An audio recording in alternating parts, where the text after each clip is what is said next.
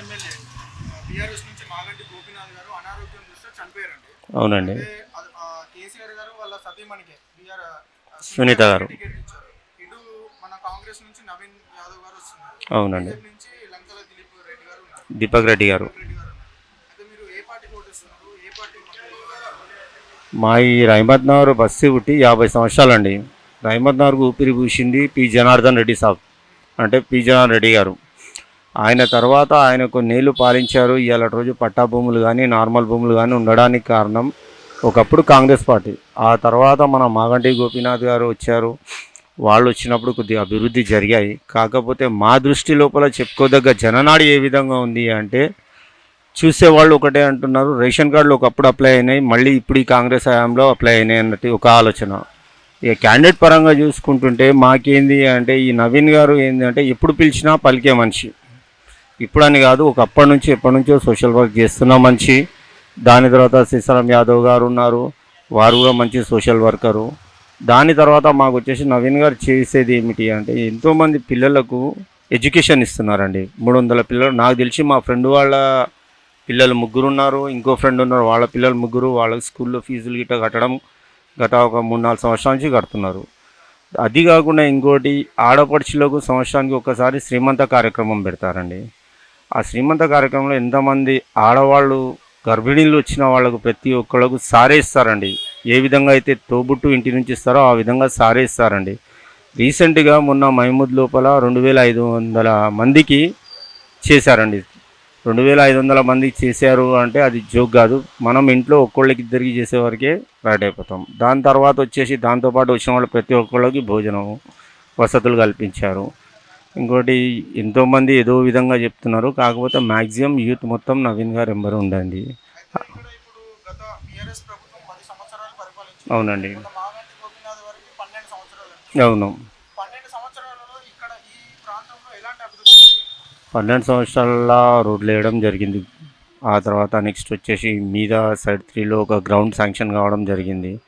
So దీని లోపల మాగంటి గోపీనాథ్ గారు ఆధ్వర్యంలో ఉన్నప్పుడు, మన సిఎన్ రెడ్డి కార్పొరేటర్ గారు ఉన్నప్పుడు, ఆ తర్వాత ఏంటంటే వార్డ్ మెంబర్లు, ఇక్కడ లోకల్లో వార్డ్ మెంబర్లు ఎంబడబడి చేయడము, అలాంటి కార్యక్రమాలు జరిగాయి. చెప్పుకోదగ్గ అభివృద్ధి కావాలి అంటే ఈరోజు జనం ఏం కోరుకుంటున్నారు అంటే, ఒక యువ నాయకుడు కావాలి అని చెప్పేసి. ఆ యువ నాయకుడిని నవీన్ గారు అన్నట్టు ఆలోచిస్తున్నారు. దాని లోపల మ్యాక్సిమం యూత్ మొత్తం అటు సైడే ఉంది. ఆ తర్వాత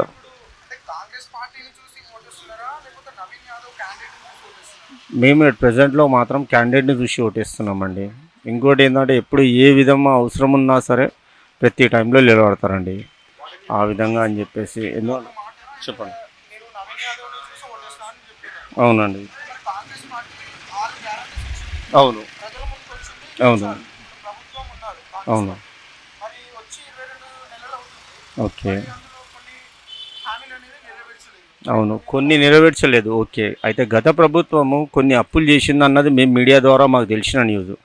సో ఇప్పుడు ఏదైనా ఉండనివ్వండి, ఒక ఇంటి మీద అప్పు ఉన్నది అంటే ఆ అప్పు ఉన్నంతసేపు ఆ ఇంటివాడు అన్నం తినలేడండి కరెక్ట్గా. ఆ ఇంటివాడు అన్నం తినాలి అంటే ఆ అప్పు తీరాలి. అప్పు తీరిన తర్వాత స్వతహా ఆదాయం రావాలి, అంటే ఆ ఇంట్లో సోర్స్ ఇన్కమ్ పెరగాలి.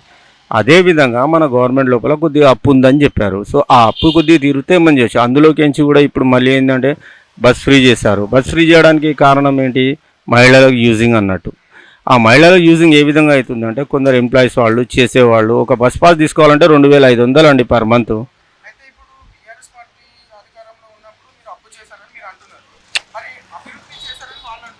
లేలే, అభివృద్ధి ఉన్నది, అప్పు ఉన్నది. సో ఒక్క కోణంలో చూస్తేనేమో అప్పు అంటున్నారు. అభివృద్ధి ఏ విధంగా ఉంది అంటే, ప్రజల పక్షం ఉండేసి ఏ విధంగా అయితే డబుల్ బెడ్రూమ్లు కొందరికి ఇచ్చారు.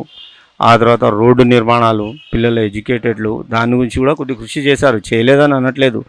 కాకపోతే ఇప్పుడు ఓవరాల్గా చూసుకుంటే మనకి ఏంటి అంటే, రైతు బంధు, రైతు బీమాలు, అవి ఇవి XYZ పొలిటికల్స్ ఎవరి స్వతలాభం వాళ్ళు చూసుకోవడం తప్పదు అది. సో ఆ విధం లోపల ఏంటి అంటే, బీఆర్ఎస్ లోపల ఉన్నప్పుడు మా దగ్గర ఉన్న క్యాండిడేట్లు బీఆర్ఎస్లో ఉండేసి వర్క్ చేశారు. ఇక్కడ డెవలప్మెంట్ జరిగింది మాకు. రెండో విషయం వచ్చేసి, ఈ యూత్ని ఎందుకు కావాలి అనుకుంటున్నారు అంటే, ఒకసారి ఈయనకు ఛాన్స్ ఇచ్చి చూస్తే యూత్ చేతిలో రాజకీయం ఉంటే ఎలా ఉంటుంది చూడాలన్న నాడి ఉంది జనాలకు. సో ఆ విధంగా అని చెప్పేసి చూడండి నేనుండేది చాలా తక్కువ. సో కాంగ్రెస్ వాళ్ళు తిరుగుతున్నారు, బీఆర్ఎస్ వాళ్ళు తిరుగుతున్నారు, బీజేపీ వాళ్ళు తిరుగుతున్నారు. ప్రజానాడి ఏ విధంగా ఉందంటే బ్యాలెట్ పేపర్ ముంగటికి వెళ్ళిన తర్వాత కూడా చేంజ్ అయ్యే ఛాన్సెస్ ఉన్నాయి.